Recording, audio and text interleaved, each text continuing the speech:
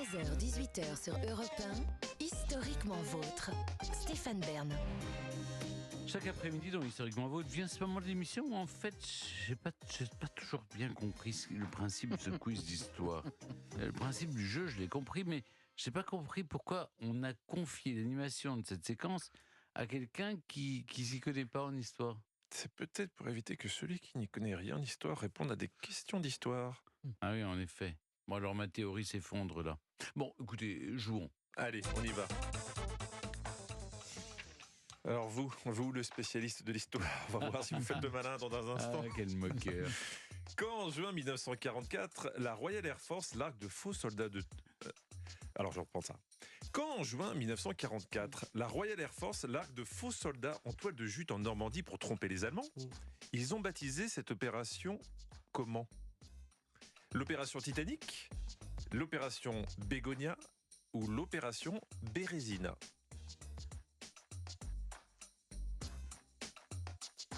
Non, Bérésina c'est autre chose.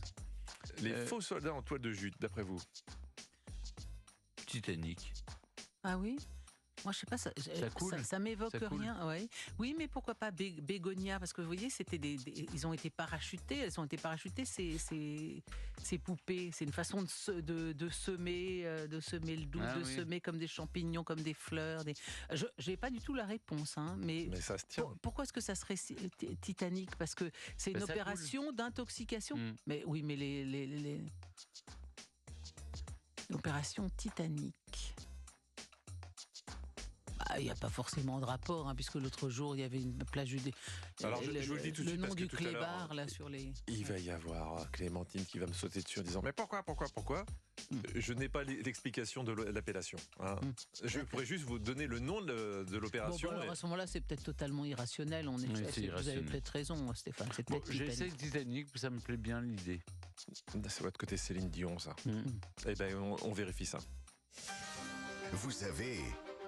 gagné. Bravo. Quel instant. Bravo. Bravo. C'est incroyable. Parce qu'ils ont coulé. Mais comment ça, ils ont coulé ? Qu'est-ce qui a coulé ? Les toiles de jute. Ça coule. Elles ont coulé. Oui, mais enfin, quand on regarde le jour le plus long, il y a plein de ils ne sont pas tous tombés dans l'eau. Poupées qui sont tombées sur Terre. Oui. Donc ça tient pas du tout ce que vous dites. J'ai cru, moi j'ai une image. C'est tout à fait irrationnel. Oui, c'est irrationnel, mais moi-même j'ai visualisé. Alors, c'est-à-dire qu'il a triché, puis après il essaie de trouver une explication, c'est ça ? Dites la vérité. Opération Titanic, les poupées vous du connaissiez débarquement. pas ? Mais bien sûr elle va vérifier, elle va envoyer un mail. Alors là, je vous préviens. Bien sûr, je connais l'histoire des poupées, naturellement, mais... Je ne savais pas que c'était l'opération Titanic, c'est ça que Excusez-moi, regardais. Quand vous envoyez des mails le soir, vous mettez Stéphane en copie ou pas du tout ? Non, parce que Stéphane a besoin de sommeil. Voilà. Ah oui, alors que moi, non. Non, il y a eu d'autres opérations militaires dans le but de créer une diversion, notamment, je ne sais pas si vous vous souvenez, l'opération Big Drum, pour faire croire à un débarquement de bateaux dans le Nord-Pas-de-Calais. Oui. Voilà, donc Big Drum et Titanic. Une question pour vous, Clémentine. On connaît tous dans la mythologie grecque Priape. Le priapisme. Voilà, et sa flatteuse réputation. Ce qu'on sait moins, c'est que ce dernier a tenté de profiter du sommeil d'une nymphe pour avoir des relations sexuelles avec elle. Du sommeil. Il a profité du sommeil d'une nymphe pour avoir des relations sexuelles avec elle. J'ai pas fini. Ah bon ? J'ai pas fini. Mais si vous voulez répondre... Non, allez-y. Quelle est la question ? Ah oui, on est d'accord. Oui. Pas de chance. Pour lui en tout cas, et beaucoup de chance pour la morale, un âne abré réveillant la nymphe qui a pu s'enfuir. Priape s'est rabattu sur l'âne. Moi, je pense que si vous voulez, le priapisme étant allant de pair avec un besoin absolument pathologique, irrépressible et violent de consommation, je pense que Priape aurait pu violer un âne. Mais un âne, quand même, c'est quand même pas très sexy. Ça doit être un autre animal. Avec une perruque. Il aurait pu violer une biche, vous voyez, ou violer... D'ailleurs, c'est ce que fait couramment... essayez d'attraper la biche déjà. Ouais. C'est plus facile d'attraper un âne. Oui, c'est vrai. Vous parlez d'or. Oui. L'expérience de vivre oui, parce que Zeus a violé en se transformant en animal, en cygne, en taureau, il a violé Europe, donc se transformer en animal ou violer un animal qui n'en est finalement pas forcément un. Alors, est-ce que Priap a violé un âne? Je resitue le contexte quand même. Donc, Priap voulait profiter du sommeil d'une nymphe pour avoir des relations sexuelles avec elle. Ouais. Un âne a bré. Elle s'est barrée, la nymphe. La nymphe est partie. Qu'a fait Priap avec l'âne? Est-ce qu'il a couché avec? Voilà. Enfin, est-ce qu'il Est-ce a, qu'il a eu des violé relations un sexuelles? Parce que âne, coucher avec, Priap? c'est compliqué. C'est-à-dire, vous rêvez d'une nymphe, l'âne arrive, réveille la nymphe qui s'enfuit, vous dites, bon, je suis venu quand même pour ça. Hop, Oui. Bah non. voilà, tant pis pour toi, puisque t'as réveillé ma proie, c'est toi qui t'y colle. Avouez Quoi. que c'est pas la même chose entre une Mais nymphe... Ah non, je vous confirme. Ouais. C'est l'âne. Vous avez bien raison, Stéphane, ce n'est pas la même chose. Oui, bah écoutez, je pense Vous que... pensez que oui, qui s'est tapé l'âne? Moi, je pense que Priap, il avait besoin de consommer, si vous voulez, besoin de pécho à ce moment-là. Il était super frustré, donc il a pris ce qu'il avait sous la main. Ce qui m'étonne, c'est l'âne. Moi, je verrais plutôt une chèvre, ou une biche, je vous dis quelque chose comme ça. Si vous aviez dit chèvre, elle aurait dit Ouais, oui. chef, on aurait répondu il y a 2 minutes. Bon, Mais, oui, il a violé un âne. il a eu des relations sexuelles avec un âne, on vérifie. Vous avez Oui, perdu. Perdu. Perdu. C'est pas C'était- faute de vous avoir mis sur la voie. Hein. C'était une chèvre. Non, c'est pas vrai, c'est pas vrai. Non, en fait, tout le début de l'histoire est vrai. Par contre, Priap de dépit a tué l'âne. Ah, bon. Et dans certains écrits, il est écrit, dans certains écrits, il est précisé qu'à chaque fois ensuite que Priap croisait un âne, il le tuait. Ah, d'accord. Voilà. Bon, bah écoutez, ça prouve que Priap préférait les femmes aux ânes, c'est bien. Belle conclusion. Stéphane, c'est pour vous. William Shakespeare a écrit Hamlet. Oui. William Shakespeare a eu un fils, Hamnet, lequel est arrivé en premier dans la vie du célèbre dramaturge anglais. Hamnet ou Hamlet? Oh, Hamlet. To be or not to be, that is the question. Est-ce qu'Hamlet est arrivé avant Hamlet? Ou est-ce que Hamlet, la pièce, est arrivée avant son fils? Et est-ce qu'il y a un lien? Non. Le lien pourrait avoir fonctionné dans les deux sens. Ouais. J'ai baptisé mon fils Hamlet, donc je baptise mon héros Hamlet, ou j'ai baptisé mon héros Hamlet, et donc je baptise mon fils Hamlet. Et dans les deux cas, c'est un intérêt assez réduit, vous êtes d'accord. Mais cela dit, je pense qu'il a quand même fait ses gosses à Nattaway avant de partir à Londres. Je vais vous dire pourquoi. Parce que Hamlet est l'une des pièces qu'il a écrites à la fin.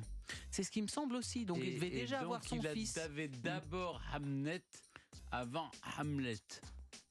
Hamlet. Oui, vous prononcez bizarrement. Hamlet. À l'anglaise. Ah d'accord. Anglaise. Donc vous partez sur quoi, au final? C'est plutôt à l'écossaise. Non. Alors, Donc, finalement, il a avant Hamlet. après. Il a d'abord fait Hamlet et ensuite il a fait Hamlet. Eh ben, on vérifie ça. Moi, j'aurais répondu pareil. Vous savez. Et ça devient une habitude. Encore gagné. Ouais, mais c'est fastoche, ça. Vachement plus facile que l'autre qui viole son âne, là. Ou pas du tout. non, c'était non. c'était un vrai ou faux, hein, donc vous aviez 50% de chance de bien répondre. Non, c'est le fils. Donc, Hamlet est né en 1585. Quant à la pièce, sa première représentation date de 1598. Le petit Hamlet est mort à 11 ans à cause de la peste bubonique. Il avait une sœur jumelle qui, elle, est morte à 77 ans. Mhm. Allez, pour la beauté du jeu, une question pour Clémentine. Les femmes sont tellement menteuses qu'on ne peut même pas croire le contraire de ce qu'elles disent. C'est une citation de Georges Courteline. Ce dernier a été amputé de la jambe droite, du bras droit ou des deux jambes. Oh là. Ça lui apprendra de dire des choses comme ça. Pour le punir? Vous imaginez. Tu fais une mauvaise âne, on te coupe un bras. Courteline de la jambe droite. Du bras droit ou des deux jambes? Alors là, je ne savais même pas que Courteline avait été amputée de quoi que ce soit. Vous saviez, Courteline avait été amputée? C'est pour ça qu'il s'appelait Courte. Ah oui. Courteline. Écoutez, On apprenait les pièces de Courteline quand on était à l'école, nous. Mais c'est fini, non? J'ai pas de souvenir d'avoir fait ça. Ah, c'est bon. On faisait du Molière. Non, vous avez dit Alors voyons voir, mais j'en sais rien du tout, rien du tout. Il a été amputé. Alors Courteline, il aurait pu quoi? Il aurait pu combattre pendant la guerre Alors de 0 jambe, 70. 0 point. Une jambe, 1 point. 2 jambes, 2 points.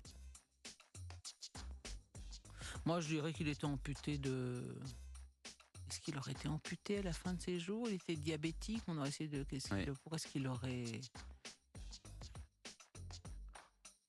Courteline amputé des 2 jambes avant de mourir, quoi. Juste avant de sa mort, on a dû l'amputer. Et vous avez des détails là-dessus? Comment est-ce qu'on a pu Non, il a été amputé d'un bras. D'un bras. Donc de toute façon, vous ne vouliez pas gagner, puisque je vous avais dit que c'était 2 jambes, 2 points. Une jambe ou un bras, c'était 1 point. Vous ne pouviez pas égaliser en me disant. Donc alors allez-y. Donc allons-y, on vérifie. Oh là là. J'ai fait ce que j'ai pu. C'était les 2 jambes. Mais donc il était diabétique ou il a été renversé par un. Ah, ça je ne sais pas. En tout cas, en 1925. Ah non, mais alors là.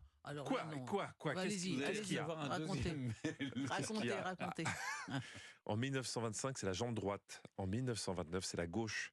Cette dernière opération le plonge dans un coma fatal. Il meurt officiellement 2 jours après. Il était diabétique, c'est quelque chose comme ça? Je ne sais pas. Il y avait la gangrène.